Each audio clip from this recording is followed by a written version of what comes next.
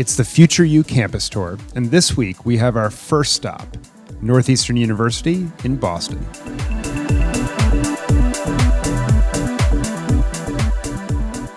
Salesforce.org is proud to partner with institutions like yours to build a better future for all. We believe creating a technology-enabled, personalized, and continuous experience throughout the learner lifecycle is so critical to driving student and institution success from anywhere. Learn more at salesforce.org/higher-ed.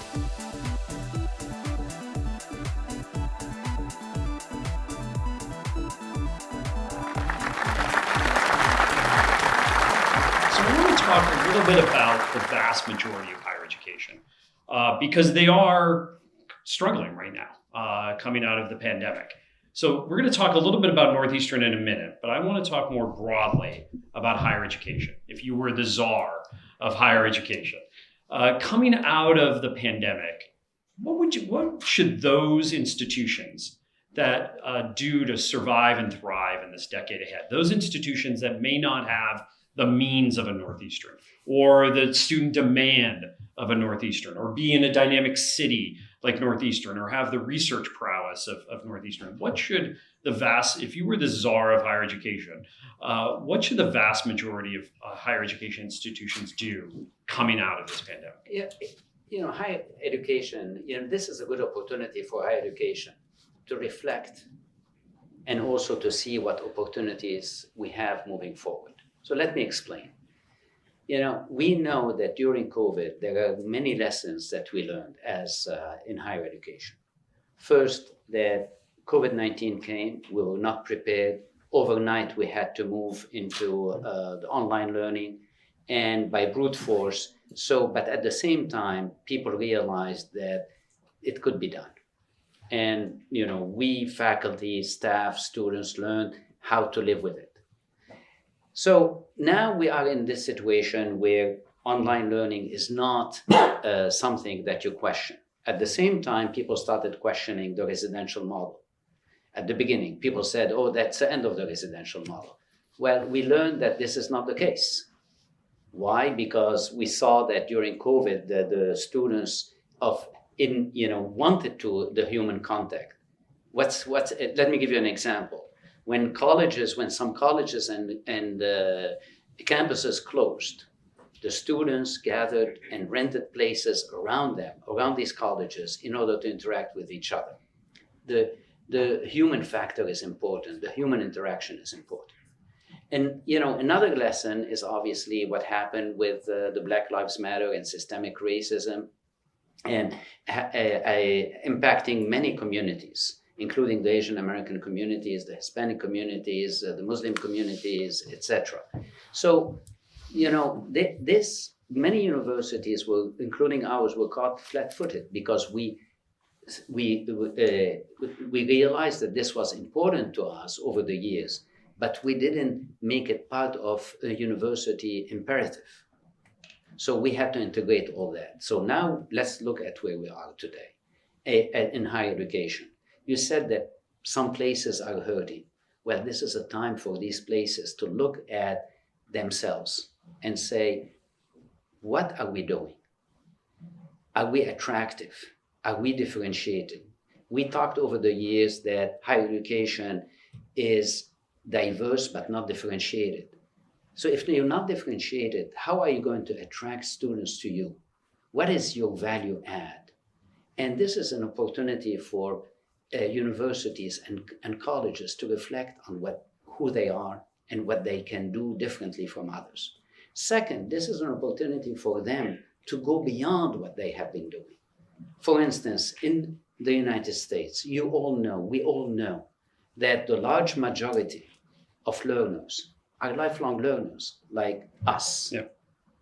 How many colleges and universities consider lifelong learning opportunities or lifelong learning as part of the core mission of the university?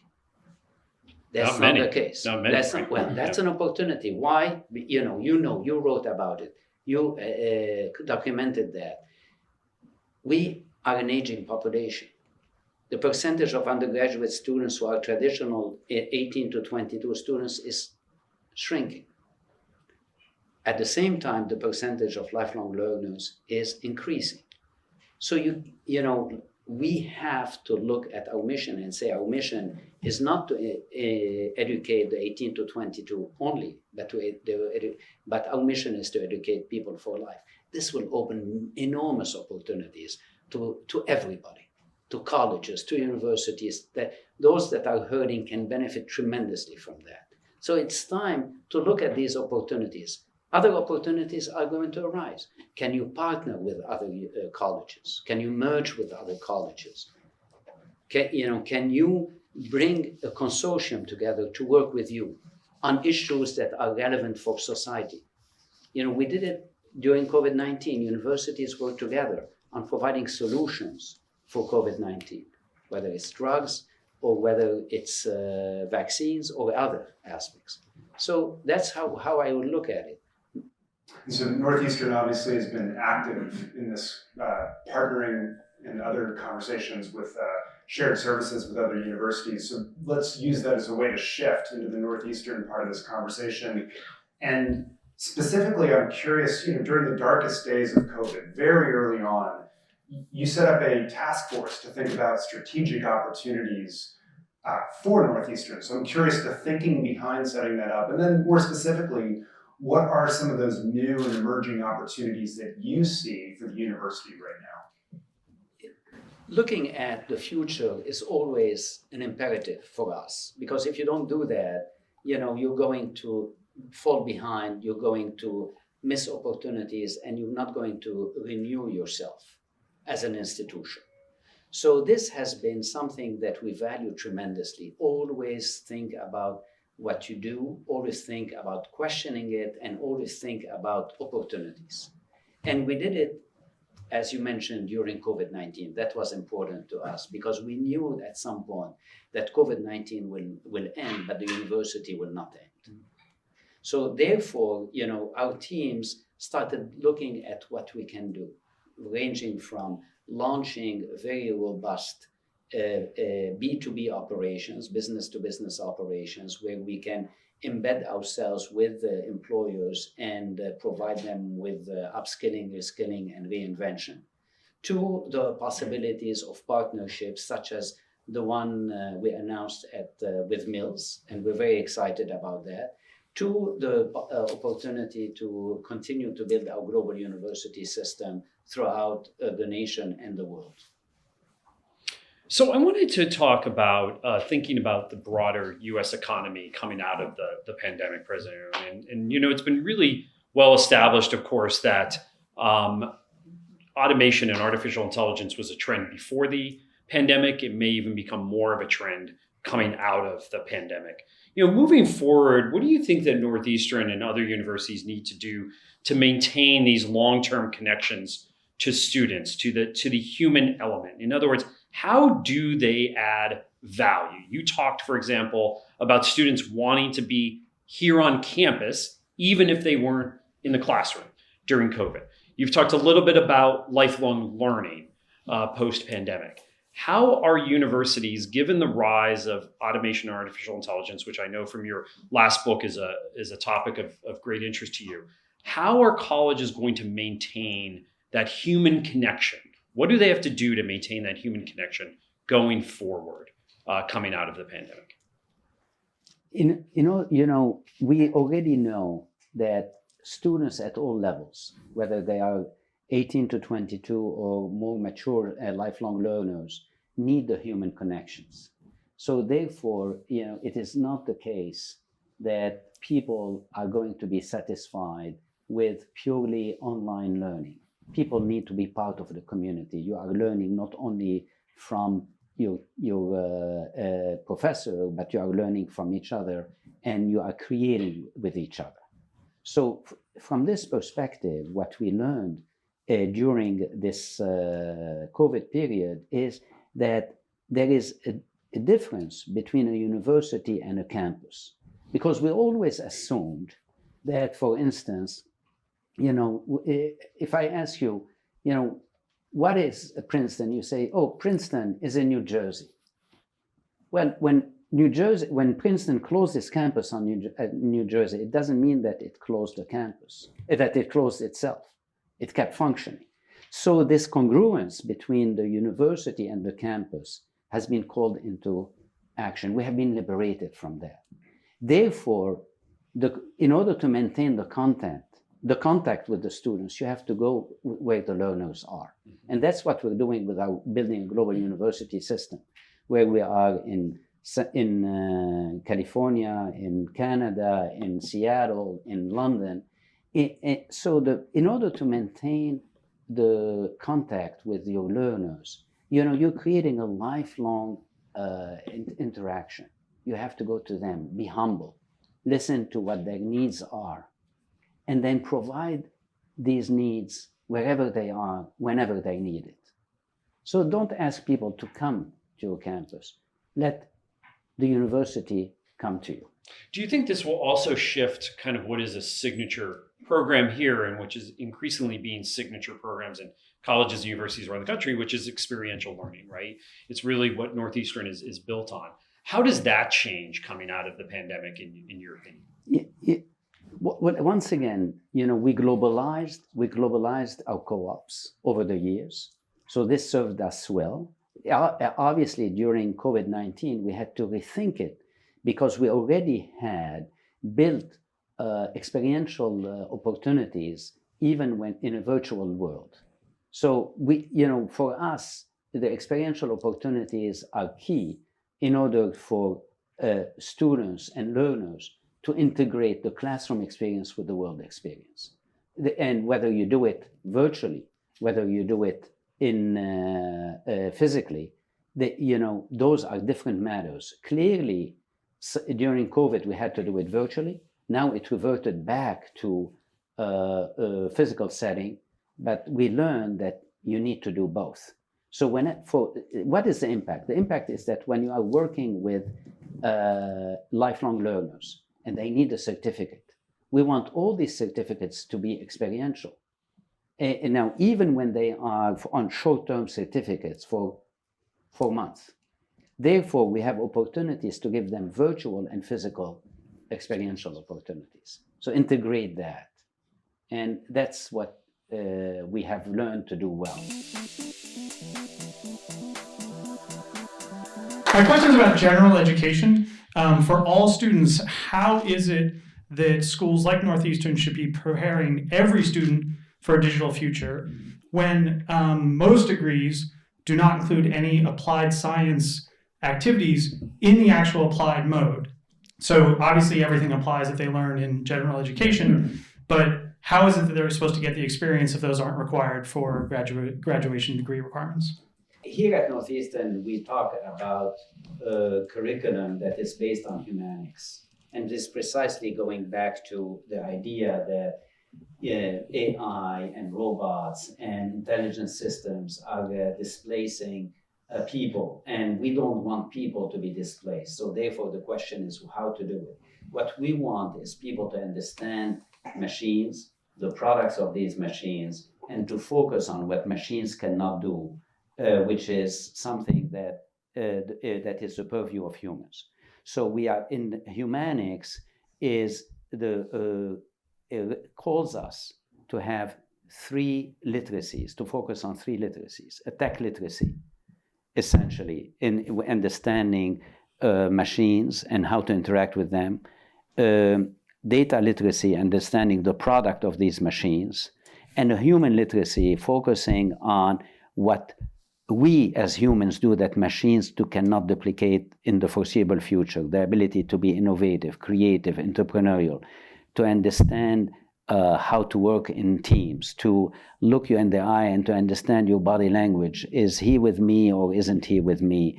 To be ethical, to be global, to be culturally agile, etc., etc. So what we are saying is that the core curriculum should include all these dimensions. And in addition, we are saying something more. It is not enough for you to learn about all these dimensions, tech literacy, data literacy, and human literacy. What you have to do is practice them in real-world settings. through experiential education, through co-ops. Why? Because all our students tell us that when they come back from their co-ops, that they see opportunities that they didn't see before in a classroom setting only. They understand, first of all, what they are good at, what others are good at. They understand gaps, they understand needs, they understand inequalities and racism in a different way, and they step in and they say, we can play a role in making it happen. But also, in so doing, recall the premise. We want to understand machines, but we want to focus on what we do that machines cannot duplicate. So from this perspective, when you do the experiential education, you practice what learning specialists that are, and some are here today, taught us, is that you do far transfer. And what is far transfer? Is taking your knowledge from a domain and projecting it in a completely different domain. Next up is our discussion that we had with Northeastern's provost, David Madigan, as well as Marilyn Minus, a professor and chair of the Department of Mechanical and Industrial Engineering, Brianna McClary, a political science and criminal justice double major who is set to graduate in 2023, and Jason Belland, a vice president at Salesforce. And here's Jeff with the first question to that panel. It was interesting. I wrote a paper last year called The New You, and in it concluded that the physical campus in a specific location was always the differentiator for most colleges. In fact, so Northeastern, right, sold the experience in Boston. It's a little bit more difficult when students are spread out everywhere and you're not in Boston to differentiate Econ 101 among institutions. So this seems to indicate kind of a hybrid future for higher ed, but I think hybrid means different things to different people. So maybe could you just describe what it means to you? What does hybrid mean to you? And then basically what might it look like more broadly at Northeastern or in higher education in the future? And then what do we need to get there? So what is hybrid? What does it look like at Northeastern or at other campuses? And most important, what do we need to do as a sector to get us there? Thank you. So I think, yes, we did learn just how important place is and being together. And whether it's here in Boston or it's at some other location, this desire that we all have to be together, like we are on this stage right now, is extremely powerful. We also learned, that a single modality education is inefficient, is suboptimal. It's not, just to have students and instructors, an instructor and students in a room at the same time is one modality. There is surely a role for that, a central role for that. But there, education, higher education going forward is clearly going to weave together different modalities. I think we talk about, and we talked a lot during the pandemic about, in-person versus online, as if this is a kind of a sharp dichotomy. And, we all know what in-person means, right? Instructor and students together in a classroom. I think when people use the term online, generally speaking, what they're meaning is different place and different time. So, think Coursera, edX, 2U, etc. So, you're in your own space looking at something that's recorded. It's not a synchronous experience. They are two valid points in the spectrum of modalities.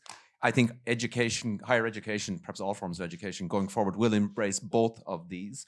But there's so much space in the middle in terms of, for example, a different place, same time.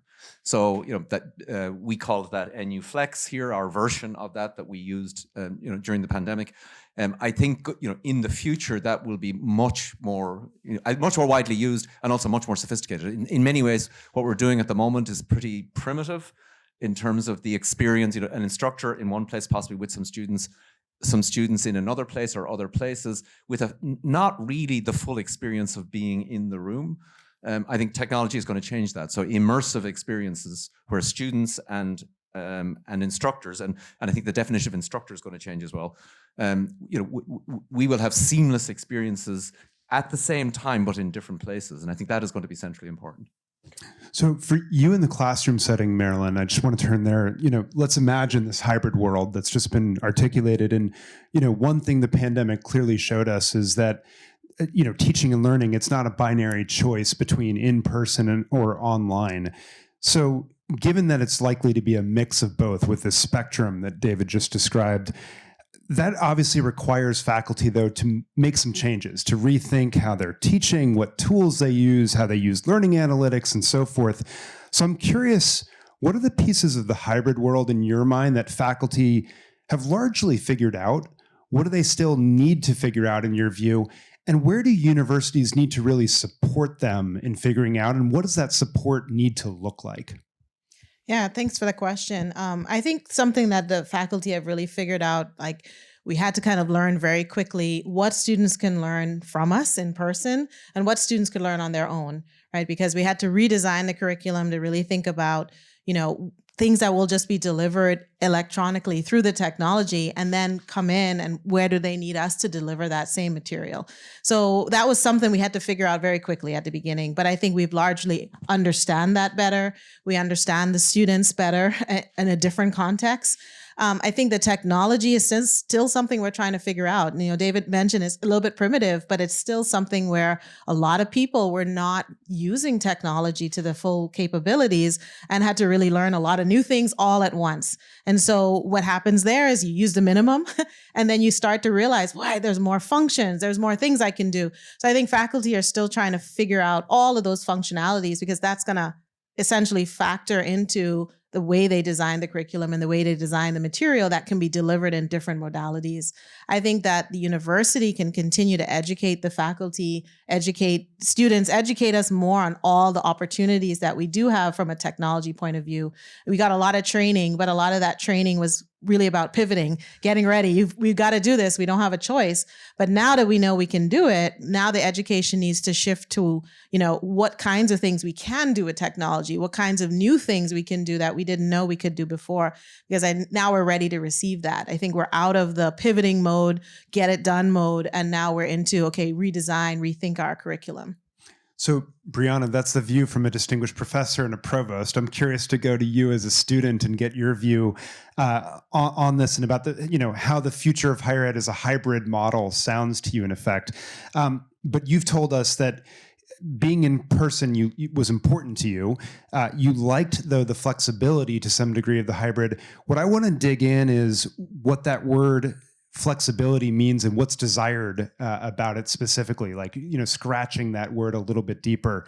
And, do you want flexibility within a course, within your schedule, that you can do some courses online, some in person, maybe even being able to be flexible about when you're on campus over the course of the year? Just really, what does flexibility mean to you, and what does it look like in the ideal? Yeah, so I have taken hybrid classes, fully in person and fully online classes during the pandemic. So I've kind of gotten the entire scope. And for me, flexibility is best seen as like almost the hybrid model that we had at the beginning and middle of the pandemic. Obviously, that is sort of like at its like primitive state. So I'm sure that can grow from there. I honestly don't know much about technology, so that's not the place for me to speak about. But I really liked the flexibility that the university offered when we were able to select the exact classes that we were going to go to in person for the next week. And that could change week by week. So like I could choose my Wednesday class would be in person one week, the next week it would be online. So that was a lot of flexibility that I didn't really expect us to have. I was expecting us to go fully online. So it was a nice surprise to be able to go in person for classes that I wanted to. I would say that I was the kid that was always there in person during the pandemic. I love that in-person instruction. That was something that I really, really valued, especially over the pandemic when most people are online. And I think professors being able to, again, like utilize the technology more, because there are still a lot of hiccups that come along with it. And thank God Northeastern IT comes very quickly to classrooms when issues come up. But I think it's sort of having a more immersive experience will also be helpful, because there were times when I was in the classroom and I was one of 2 students that came in person. And the rest of the 20 other people were online. So obviously something is missing. We felt like something was gone. So somehow making that more inclusive for the people who are online and in person, because both people want the same experience. So Jason, I want to turn to you to get your view both as a technologist and someone who partners with universities to solve their most pressing problems. We tend to think of technology in a very bifurcated way. It either replaces something or it complements something, but it could kind of do a little bit of both on college campuses. And so where do you think that technology does this the best right now? Where do you think it complements what campuses are already doing? How is technology in your mind kind of creating time for faculty and staff to focus on other parts of the human experience, right? We keep hearing this, people want that human experience, right? So technology enables us and frees us up in order to spend more time on that human experience. And where do you think there are opportunities to extend that even further? So where is it gives us a chance to complement what we're doing to free that time up for the human experience? Yeah, I love that question, Jeff. And it reminds me, I had a great conversation with a leader at a very prestigious university who said, every employee here wakes up every morning and they love the mission. They love what we're doing. They're very excited to come to work every day. We're going to help students. We're going to change the world. And then they get to campus, and throughout the day, they take this journey toward apathy because they can't find the data, and they're searching around, and it's frustrating as they're hitting roadblock after roadblock. And that's really where technology comes in, to clear the path for academic advisors. We talked about the seamless experience in the classroom. We need to make sure we have a seamless experience and a delightful, anticipatory experience in and outside of the classroom. So how do we take advisors, how do we take faculty and others, admissions officers, who are here to help students, to help connect students to opportunity and get the roadblocks out of the way by empowering them with the data that they need. By the way, the data that the university is collecting every day, but bringing that together in a way that makes sense, that's easy to access, so they can leverage that information and reach out to students. I think this is one of the great things that we're seeing, coming out of the pandemic. One of the, I think, silver linings, if you will, of the pandemic was universities got really clear very quickly out of necessity about what are our values, what matters to us, and pivoted very quickly. That has led to some very real conversations about how do we engage students using technology in a way that, to the audience question earlier, really leans into making sure every student feels that they belong and they have a place at the institution. So I actually think that sets us up nicely to have a conversation beyond just the hybrid moment, because this seems like a broader sort of sea change, potentially a seismic moment more broadly for higher education. And so I want to turn to you, David. We've talked a lot this spring and future you, or winter and spring season, right, about the value specifically of higher education. And, the US system as a whole, we know, has lost 1 million students during the course of the pandemic. And some of those, would-be students might enroll eventually. But it's fair to say that we don't really have a great picture still of where a lot of these individuals did instead of college. And so, meanwhile, students and parents everywhere and on both sides of the political divide are constantly questioning, the price of college tuition, whether it's worth it. They're calculating the return on investment.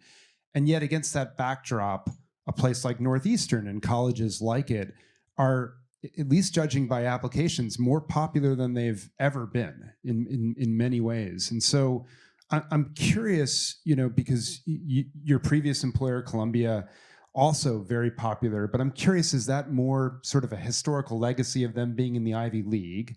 So that's the first question. And then the second is, depending if yes or no, sort of what's Northeastern doing so right? And what lessons should institutions learn from it so that they can get this popularity and defy some of these broad trends we see in public opinion right now? With regard to, we've seen dramatic increases in applications here in the last couple of years, and I think, and we've generally learned, it stems from several different places. One is the increasing value that people place on experiential learning and experiential education. And this has been accelerated by COVID. The value, I think, is even more apparent to people than it was pre-COVID. I think that's one reason. I think another reason, rather more down to earth, is Northeastern succeeded very well during COVID, and if you will, had its act together. We had our act together, and what we learned from students, applying to us and so on, is they really valued that. That was important, in the pragmatic sense that students had confidence that if they came here, we will be open, and we are, and we will be. So I think that was hugely important. I think the global dimension to Northeastern is also hugely valuable, in the marketplace. So we provide opportunities to students that are, so much richer than than many of our competitors can provide, and will, and becoming more so. So I think, to me, they're the three dimensions that have us where we are right now. Marilyn, I want to talk about something else that's been in the news a lot lately, and that is kind of the Great Resignation. We've been hearing this in both higher ed, but we've also been hearing just faculty burnout, right? This has been a tough 2 years for faculty. But at the same time, we've been talking a lot about innovation and how it has to continue coming out of the pandemic. So what do you think colleges and universities need to do to really keep faculty engaged and extend this kind of innovative mindset that has come during the pandemic? That's a great question. I think one thing I think all faculty, if I can speak for all of my fellow faculty, have gotten to this business for is we love students, right? We want to educate students. We love educating. And reminding faculty of that, right? Here's a new opportunity that we can transform what we do as educators. We can do something very different than what we've done before. We don't have to just prepare the notes and deliver it and give a test. Like, when our professors had transparencies and all that, we have PowerPoint slides. Now we get to do something new and different. And I think, one thing that I know we did in our department in engineering and others might have done similar is we shared a lot of good news with each other. We shared a lot about the positive things we were doing, the times that the students would come and say, wow, that's really cool what you did with the Zoom meeting, or this is really great that we can attend these office hours in this virtual setting. We shared those with each other. And I think that kind of kept people from feeling the burnout as much. We were working overtime very hard, but sharing that good news, you kind of remember this is worth it. This is why I'm doing what we're doing. So I think that's kind of kept us encouraged. But what's exciting now is how do we go forward? How do we utilize that? Through the Canvas, we've created sandboxes that allow faculty to share it one another. I'm doing this in my class, and here's how to actually implement it in the technology so we can transfer it easily. So someone who's not as good as the technology can adopt it very quickly. And so these are some practices that we put in place to kind of remind us that this is not just figure out what to do during the pandemic, but it's an opportunity to do something different. Brianna, I wanted to ask you about the student experience during the pandemic, because we know, again, from the headlines in the news right now that students are really struggling to find a sense of belonging on campus. What do you think needs to change about the student experience in the future to really give students, if it's going to be this hybrid experience, if it's going to be this in-person experience, if it's going to be this online experience, or if it's going to be a mix of all three, which it's likely going to be, what do colleges need to do to give students that sense of belonging and purpose so that higher education is more valuable to them? Yeah, I think having clubs and organizations meet in person is really, I think, the only way that's possible. You can take your classes online, as we've heard. Students don't really mind if their classes are fully online, but being on campus and meeting with clubs is, I think, the best way to kind of keep them here on campus. I'm in multiple different student organizations, and coming back in person was a huge, huge deal. I'm in an a cappella group, and it's a very small, tight-knit community.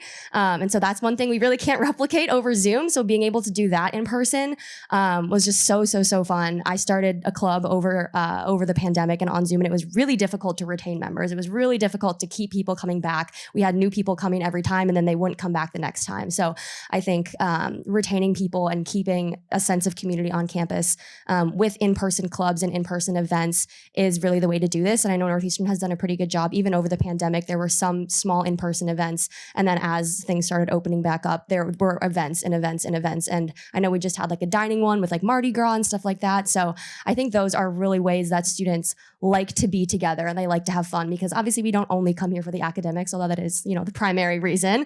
We do come here for the social scene, and I give tours on campus, and I always get asked without fail every single tour, what's the social scene like? How do you maintain your friends, especially with co-ops and study abroads with people coming and going? That is one question I get every single time. So yeah. Core purpose doesn't change, that students like to have fun. So it makes sense. Jason, I want to turn to you. Last question from us before we go to the audience. We've been largely talking about the traditional four-year college experience to this point, but we also know as President Aoun said, colleges and universities are increasingly looking to build relationships throughout people's lives and continue to educate them throughout their lives. And we know that that starts the first moment of contact in high school. It goes through enrollment, it goes through the student experience itself, and then out into graduation and as alumni. So I'm curious, what does this lifelong relationship mean in the near future as we project forward? Does it look traditional from the traditional alumni relationship of the past, which was really built around social networking and advancement and opportunities, and of course, development for the university? And are colleges prepared to service that relationship, given the handoffs from admissions to the registrar to alumni affairs and so forth that are often missed as it is right now, right? I mean, universities have melt in their freshman class, they have retention issues, and they do lose touch with students. So where do you see this right now, and what needs to occur? So we just did at Salesforce, we just did a survey, a workforce survey that came back to 76% of the global workforce is not prepared for the jobs of the future. They don't have the skills that they need. Think about what that means for Northeastern or any university alumni. How are you engaging those alumni to come back? Many of those alumni, I can speak for myself. I'm not going to take 2 years off to get another degree, but I very much am investing in myself, and I'm looking for more bite-sized credentials that I can stack over time that help me as my career is going to pivot 4 or 5, 6 times over the course of my lifetime. It comes back to the engage. I think this is important, creating that seamless experience for students. It really comes back to, I think, what Brianna was just talking about, and that's belonging. I think belonging really is the new competitive battleground. And we need to get proximate, get close with prospects, students, and alumni, and figure out how do we create multi-channel personalized experiences that adapt over time as one's career changes. The university has a lifelong, almost subscription-based, if you will, partnership with you that can, sustain over the course of a lifetime. And I think it's important for universities, like Northeastern is already doing, but in others to really think, we're running a B2C business to student, but we're also running a B2B business, and we need to keep both of those running in order to make sure that we have this constant connection with the business community. So we're providing value back, and the business community is connected back in with the students.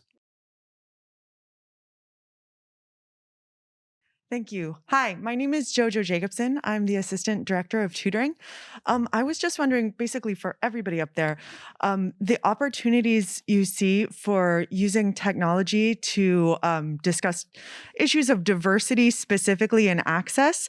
So in some of my experience throughout the pandemic, there were definitely students of color, female students who had dealt with stereotype threat and definitely dealt with microaggressions in the in-person environment that were definitely changed when they were just a name on the screen, or, they could alter all sorts of things when interacting, sometimes asynchronously, sometimes just remotely. So just thinking about the opportunities that technology provides to actually deal with diversity. So. Anybody? Well, I can just add an anecdote. That's a fantastic question, worth probably a full discussion. But one thing I had a conversation with somebody from a school in upstate New York, a lot of international students, and she was telling me, and this story always comes back to me. She was speaking to me about how they had created online communities. They'd done a lot of digital work to kind of help connect students of many different backgrounds, and she was just talking about how what an impact it made on those students feeling connected and like they belonged to the institution, because they were kind of able to show up differently, if you will, in an online environment and kind of think about what does their presence look like and how can they better connect with others in ways that are very different in person. So I think there's a real role for technology to play in terms of, in a sense, kind of democratizing some of the engagement that happens across campus. Any other thoughts on that? We don't have to go to everybody, but any other thoughts? I could just say really quickly, from student access point of view, I think we became very aware that when you're off campus, you don't have the same access. Some people have better, some people have least, right? And you had to deal with that. And we had to figure out how to make sure accessibility to education is the same. But I think for tutoring and for students who wanted to ask questions, it got better because you could have a student now post a question and multiple students could benefit, whereas you can barely get them to raise their hand in a classroom, but now everybody's willing to chat. And that really allowed people to have things presented to them in a different way. Recordings and other things allowed people to have access when, maybe I'm not a good note taker, or maybe I need somebody who could take notes. Now you could watch it over and over.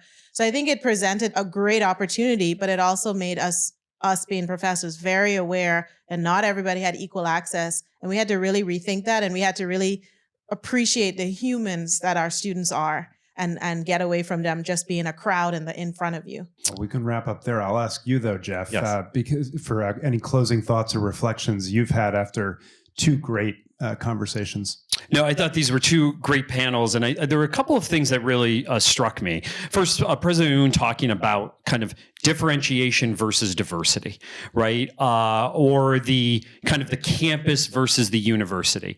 And I think coming out of the pandemic, it's going to be really critical for us to really think about those terms, particularly the campus versus the university, and that the university could be everywhere, where the campus is obviously physically here. I've always said that unlike Home Depot or Walmart, when the market changes, you can't just close down unlike those places where they could close the store down and they could open up 5 more in Phoenix or California or wherever growth is. Universities can't do that, right? They have place.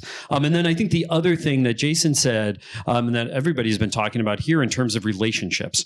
Michael, as you know, earlier today, Axios had this piece about airlines, kind of rethinking their relationship with passengers and really kind of more loyalty. They want more loyalty coming out of the pandemic. They're coming up with subscription-based models now for pricing. And I think we have to do the same thing in universities. We have to really redefine the relationship, not only with incoming students and current students, but this kind of lifelong relationship that we've been talking about, because I think it's really going to change the relationship between alumni and their alma mater, because it's not just going to be social anymore. It's not just going to be, hey, call you up to ask for money.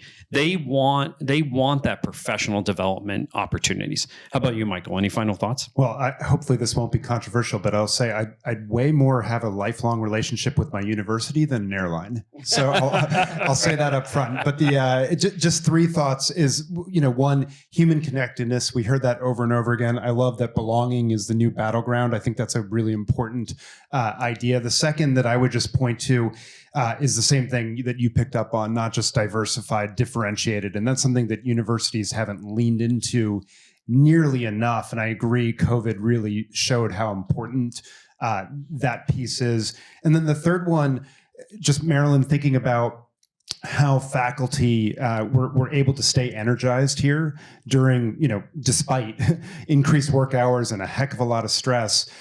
Recognition for their efforts and helping each other was incredibly important. There's a lot of research from universities showing that motivation comes from the opportunity to receive recognition from your colleagues. And research is an incredibly important function of higher ed that doesn't get talked nearly enough, but recognition for the incredible work that faculty, students, and others are doing, I think is an incredibly important piece of creating that community. And Michael, that does it for our first stop on the Future You Campus Tour. Thank you again for joining us. Thank you especially to Salesforce.org for their generous support of this tour. And thank you to Northeastern for being such a gracious host. Thank you again, and have a good day, everybody.